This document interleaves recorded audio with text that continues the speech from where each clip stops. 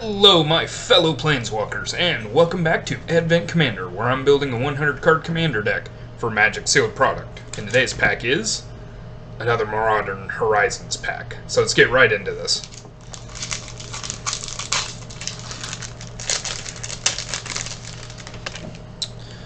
Alright, our first card is Choking Tethers. Ephemerate. Bogarden Dragonheart, Thornado, Ninja of the New Moon, Stream of Thought, Settle Beyond Reality, Silumgar Scavenger, Cleaving Sliver, Cave of Temptation, Webweaver Changeling, Good Fortune Unicorn, a personal favorite of mine, Carrion Feeder. Our rare is Fallen Shinobi, and then we have a Snow-Covered Plains. Alright guys, so looking through the pack, actually in this pack there wasn't a whole lot that jumped out at me as something I wanted to pick up. Really almost nothing.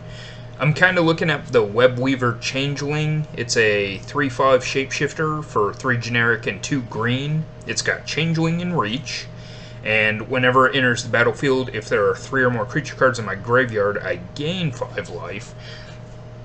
I don't expect to have that many creatures in my graveyard because I'm not playing that many creatures though, so that doesn't seem to be very good. My favorite card in the pack is Carrion Feeder, but again, although I'm generating a bunch of tokens, I'm just not going to need to sacrifice them at instant speed and without mana cost. If I haven't gone over it yet, Carrion Feeder is a 1/1 for 1 black mana. It can't block, and you can sacrifice a creature to put a +1/+1 counter on it. I'm not even that enthralled by the Fallen Shinobi, which is an interesting card, but not something that I think is going to be going into this deck. For a black, a blue, and 3 generic, it's a 5/4 zombie ninja. You can ninjutsu it out for a black, a blue, and 2 generic, which means when there's an attacking creature you control, you can return that attacking creature to your hand, play the ninjutsu cost, and put the Fallen Shinobi into play tapped and attacking. And whenever it deals combat damage to a player, that player exiles the top 2 cards of their library.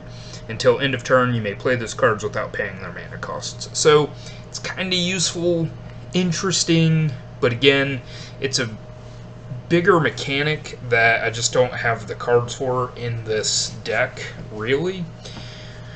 So, I think I'm going to take this card, and I think this is a card I've kind of gone over earlier in this entire process. It is Stream of Thought.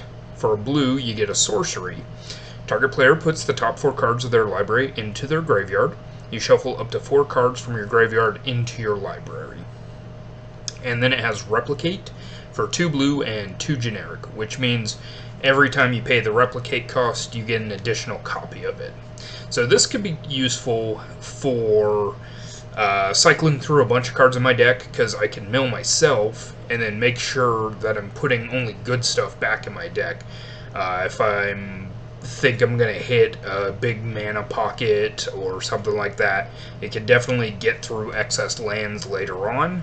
Or I could use it as a way to mill my opponents or make sure that I interrupt certain plans that they might have going on. So that's what we're taking. Stream of Thought. Alright guys, thanks for joining me as always, and I'll see you tomorrow with another pack and another pick. See you then.